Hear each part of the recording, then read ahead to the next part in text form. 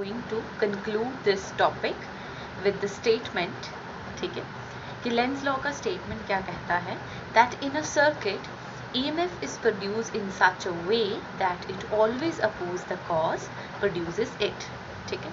तो EMF कैसे produce होता है, वो प्रोड्यूस होता है इस तरह, जब जिस वजह से it produces, right, due to the reason which it produces, it oppose that particular cause, right.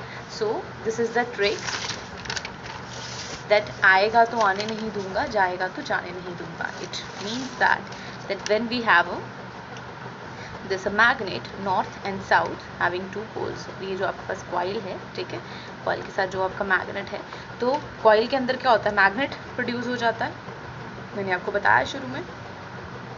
सो जब आपका ये मैग्नेट इस कॉइल की तरफ अप्रोच करेगा, when this magnet is going to approach this coil, तो इस कॉइल के अंदर जो मैग्नेट होगा उसका यहाँ पे कौन सा पोल बन जाएगा, आएगा तो आने नहीं दूंगा। It means it creates a repulsive force and like poles repel each other, तो यहाँ क्या आ जाएगा, नॉर्थ पोल, ठीक है।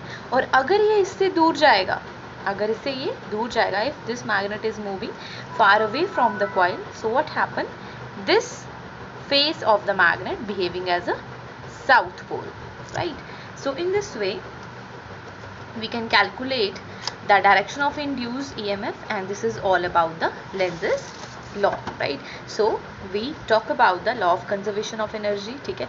हमने assumption लेके start किया था, और पहली assumption हमने उसे contradict किया दूसरी assumption के साथ, फिर हमने direction देखा, ठीक है, और फिर हमने statement पढ़ी that always oppose the cause which produces it, and trick, इस ट्रिक से हमने इस पूरे एक्सपेरिमेंटल डिमॉन्स्ट्रेशन को समझने की कोशिश की, right. So this is all about the Lenz law.